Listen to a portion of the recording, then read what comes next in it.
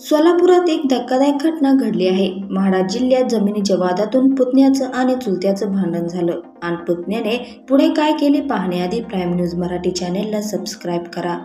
जमिनीच्या वादातून पुतण्याने चुलत्याची हत्या केली आहे।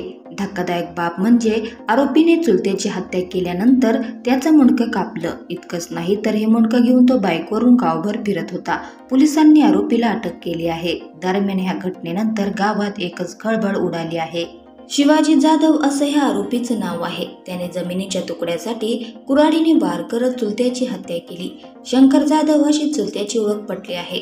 हत्या केल्यानंतर त्याने चुलत्याचं मुंडकं कापलं आणि ते बाईकवर घेऊन फिरला। जवळपास 1.5 तास तो रस्त्यावर मुंडकं घेऊन फिरत होता। हे चित्र पाहिल्यानंतर गावात एकच खळबळ उडाली होती। पोलिसांना ह्या घटनेची माहिती मिळाल्यानंतर 10 ते 15 पथकं त्याच्या मागावर पाठवण्यात आली होती। पोलीस पाठलाग करत आहेत हे समजल्यानंतर आरोपीने माळीनगर येथे मुंडकं आणि दुचाकी फेकून दिली, पण अखेर त्यांनी माळीनगर येथे पोलिसांकडे शरणागती पत्करली।